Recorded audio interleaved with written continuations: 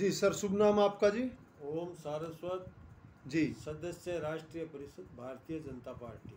जी। ओम जी, क्या आज विषय को लेकर के कुलाना आगमन हुआ आपका?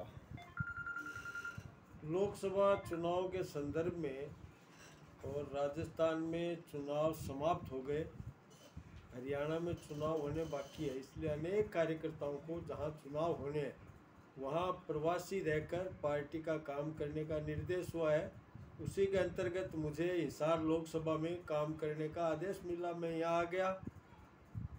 इस समय मैं जिस काम के लिए आया हूँ वह है बूथ स्तर तक के संगठन को और साक्षात मजबूती कैसे मिले, इसकी रचना और मतदान की बढ़िया पोलिंग बीजेपी के पक्ष में कैसे हो, इसे सुनिश्चित करने के लिए उस स्तर के कार्यकर्ताओं की बैठक बुलाएगी, उसी में मुझे आना हुआ। ओम जी, आपने बैठक भी ली है कार्यकर्ताओं, क्या कुछ निष्कर्ष निकल करके आया अभी?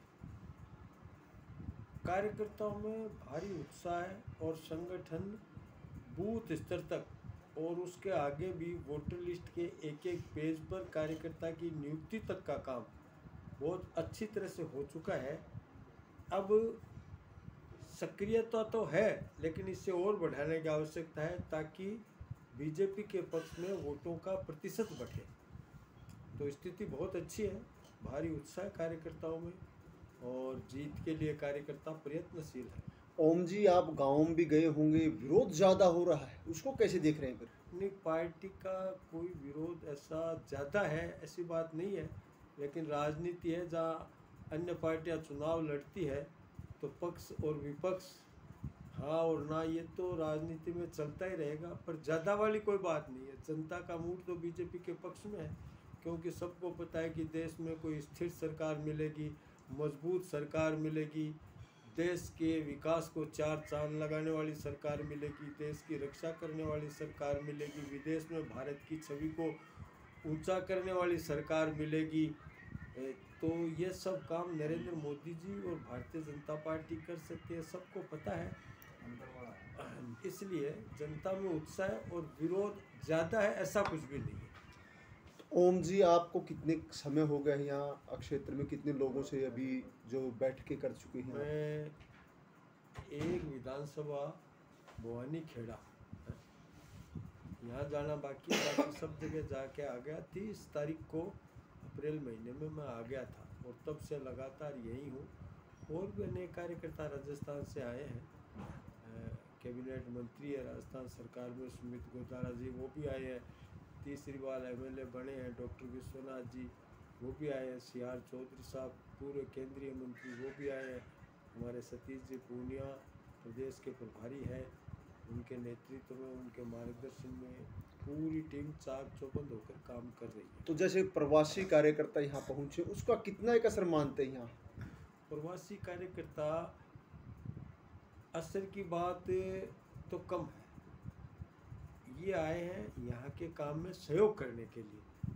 कोई अधिकारी बनकर नहीं आए, कोई प्रभारी बनकर नहीं आए, लेकिन चूँकि पार्टी में अनेक काम सहयोग से पूरे हो जाते हैं, जहाँ कम वहाँ हम, तो यहाँ के कार्यकर्ताओं को, यहाँ के पदाधिकारियों को हम पूछते हैं कि भाई हरियाणा में हम आए हैं, हमारे लिए कोई ऐसा काम जहाँ आवश्यकता हो आप बताइए, जिससे अपने वोट भी बढ़े और पार्टी के लिए काम भी हो। तो सहयोगी के रूप में काम करने की भावना से आए हैं। अब इसका असर, प्रभाव, इसका कोई मूल्यांकन नहीं होता। ओम जी, जिस प्रकार आप कह रहे हैं कि मतलब तीसरी बार मोदी सरकार, क्या ऐसा कोई खास विशेष मुद्दा है जिसको लेकर के आप पहुँचे? नहीं, मुद्दा तो 10 वर्षों का जो कार्यकाल है मोदी जी का, वो देश ने भी देखा, दुनिया ने भी देखा, और ये हकीकत वो भी जानते हैं जो हमारे सामने चुनाव लड़ रहे हैं। देश के दुश्मन पाकिस्तान, चीन कभी भी हमें आग दिखाते थे, आज मोदी जी के नाम से उनकी रूह कांपती है।